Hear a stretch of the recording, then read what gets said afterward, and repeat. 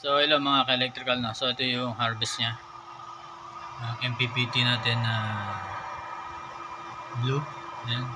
So 351. Okay. So yan. 12 volt setup to. Hanggang dalawang 550 watts na solar panel. Then kaya niya hanggang 4 na ganito. LiPo4 battery or lead acid man yan. So sa ngayon ang nakaset ko lang is isang 500 watts, 550 watts, tsaka isang 100Ah na battery. Kaya yan yung harvest niya, no? So charge niya pa lang yung battery, no? So matagal ngang kulimlim dito kaya medyo nagbabawi ngayon yung battery natin, no? So alas 11 pa lang ng umaga yan, no? So ito 550 watts na testing ko to na, so maabot ang harvest nito hanggang 400, no?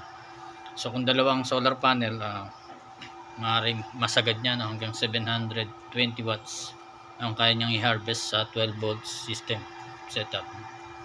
So yan. So napakadali lang naman. Ito yung breaker sa solar panel ko, dalawa. Okay. Isa, ayan. Isa wala pa, di ba? Then battery, then inverter. So power natin yung inverter ko na para makita niyo. So LVD, yan yung nagdi-disconnect diyan if yung voltage ng battery ay sobrang baba na, no? So hindi niya i-allow na kumonsume pa yung inverter natin. So stop na yon hanggang kinabukasan na, tsaka lang uli siya magcha-charge, then magre-reconnect, then pwede ulit magamit. So yun mga ka-electrical, no? Yan yung setup ko na pure off grid. So meron din ako FB page, pwede nyo makita ron. Then yung mga vlog ko ron na about sa solar setup, no? DIY solar setup natin yan. So magandaan nito, replaceable ang lahat ng device available sa market. Then low budget lang, no? So kayang-kaya ng mga kapwa nating DIYers, no? So ito, meron pa pala ako isang setup na ito, yung setup ko naman na isa, green setup. Ayan. So pwede ito sa isang solar panel na 160 watts, 100Ah na battery, no? Lead acid, walang problema. LiPo4, wala rin problema. So yan, ginagamitan ko ngayon electric pan yan. So daytime 100 watts loads, mag-exceed if tirik ang araw, walang problema rin. Okay. Then sa gabi, siyempre battery nilang asan kung yun na store nya, yun ang magagamit mo sa gabi o sa magdamag, no? So pwede umabot ng magdamag kung mababa lang yung wattage na paggagamitan mo, no? Then yan. So nakaset tayo ng lead acid dyan. Pwede sa LiPo4 tong SCC natin, green. 50Ah o 50 ampere yung SCC natin na yan. Okay.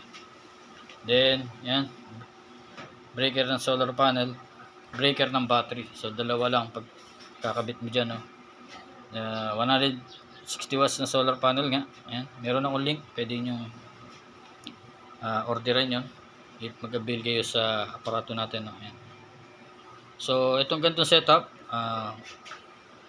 16K lang magagamit mo na, no? Meron ka ng budget, no? So kaya lang sa akin, aparato lang, battery tsaka solar panel kayo bibili niyan. So meron akong FB page, Ray Electrical, no? Pwede nyo puntahan doon, then inquire lang kayo. Okay. So GCash payment first tayo, no? Yun, salamat sa pagtitiwala sa inyo, no, mga ka-electrical. So ayan. Okay. Meron din ako mga tutorial pala, mga ka-electrical. Gusto niyo mag-DIY. So meron din ako mga devices na binibenta. Punta naman kayo sa TikTok, Ray Electrical, nandun din ako, no?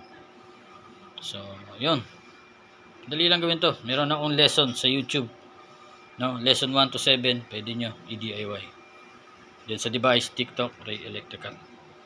So thank you, God bless.